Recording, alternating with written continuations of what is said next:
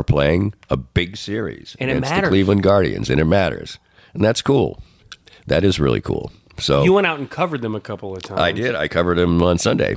And I've covered them, I think, 5 times this year. Are you in the locker room when you're covering them? Yeah. So what do you feel like the vibe is in there?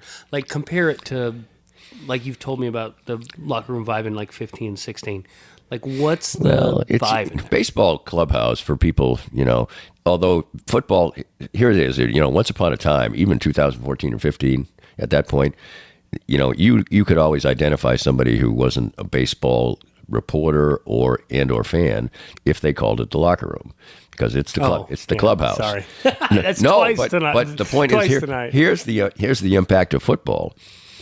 Now it's commonplace, maybe even players, for people to call it the locker room.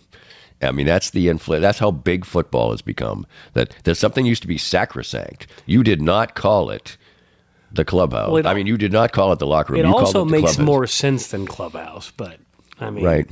Well, they used to. Used to have beers and hang out and play cards. It was like a clubhouse. Yeah. Yes. So it's not anymore. That's another fact check. I will. Yes. It is basically a locker room, but the dynamics of a baseball clubhouse are interesting. The dynamics of a baseball clubhouse have, changed over the years. And, you used to go in, there'd be a lot more players there before the game. They'd be hanging out, whatever. Now it's, they're even post game, especially if a team loses. Now the Royals won, so there's a big celebration and everything. But you speak to the manager first in a interview setting. Okay. Yeah. Is that behind like a dais or something? Yeah, it's in a different room, and he comes in, he does that, and then we all go in. And so it's been, by the time that happens, it's been probably 35, 40 minutes since the game's over. Okay. And players there's a place where they can basically go hide if they want. So sometimes there's like the room that Michael Jordan played quarters in right, that documentary. Right. They can eat in there, and even before the game. Then there's sort of etiquette, like if guys are eating or playing, there's a table in the middle. A lot of times guys will be playing cards, doing a crossword puzzle, whatever. Not supposed to mess with them. You don't mess with that. And then even at a locker, their lockers, if they're turned around and sort of facing their and have their phones out. So there's ways to tell. But sometimes you go in there, it's like, who are we going to talk to? I mean, there's two guys, but the media department does a good job after a game of saying Nick Lofton got the big hit in that game, and Nelson Velazquez did. So they sort of make them come out. Yeah. But anyway, the vibe is that they're a confident young team that now is winning games and feels good about themselves. And they have a very down-to-earth, day-to-day manager who's, I think a solid guy. So it's fun. I mean, it's fun.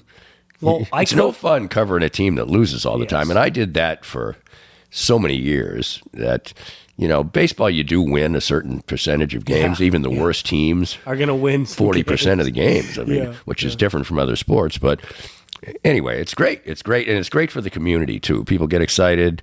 And the Royals have played well enough to this point where it would take a lot of bad baseball for them to fall out of it. So to fall just on their face. So I coach kids. You played youth sports. You played at a very high level. Right? Even in your diminished, ill state, you're able to bring that to me. Of course. So anyway, is it like an extension of that where like, are they just big kids? Like, yes. You know what I mean? Like, that's my question. Is it part of the enjoyment every time you hear anybody retire in any sport? Baseball, football, whatever it is. What do they talk about? Yeah, I miss the guys. I miss the guys. Yeah. They miss the, shooting the breeze, I mean, even when I'm away from the office for too long, when I'm not around my folks that I work with, I miss the, giving each other crap and everything. Right. I'm not much of a, trash talk type of guy. That's not my thing. You've gotten better since you knew me. It's not my thing, but... I was never a towel snapping, fool back in the day. I love the way you think it's like such douchebaggery. I do kind of give each other shit, but like it's fine. It's fine. It's fine. Also, I just didn't participate. I didn't object. I think that's one of the things you liked about me because I identified in you early. Like he doesn't want to give each other crap. Like he just wants to hang. Right. And I don't like April Fool's Day. I don't like practical jokes. There's a lot of things that probably, other people like more than I do. But I like, like as time goes on, I'm more accepting of whatever generally makes people happy, as long as it doesn't hurt anybody else. And there's far too little of a shared experience in this country, in this world now. There's too much squabbling about things that don't matter and or do matter, and too little just getting along. Like when you go to a concert and you're there, and we saw the Mavericks recently, and they're fabulous and knuckleheads, and there's this shared experience of everybody having people. We sat next to a couple, and we talked about this music podcast and on my wife's podcast, next to a couple in our fancy lovely seats we always get for this, and they were in their early 70s. I think they might have been from near St. Louis or something, and I think they might have been from out farm country or whatever. These people, they wouldn't dance if you held a shotgun up to them.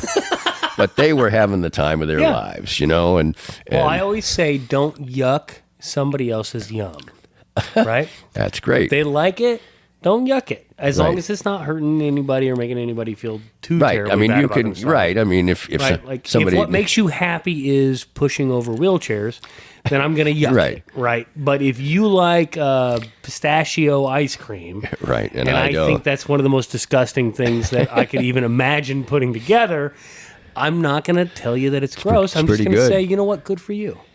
Mostly, I agree. There's still a line for me, but the line has moved significantly. Yeah. And before you just hear me growl away, let's toast, salute, and move along. Salute. We are back, and we promise, I think, that we won't go a month. Safe travels, Danny. Thank you very much, my man. We hope you enjoyed the latest Danny Klingscale Reasonably Irreverent podcast. Come back soon for something fresh and new. This podcast was made possible by our great sponsors like Easton Roofing, where integrity matters. Joe Spiker and his team are the best in the business for all your roofing needs, handled with honesty and craftsmanship. Visit them at eastonroofing.com.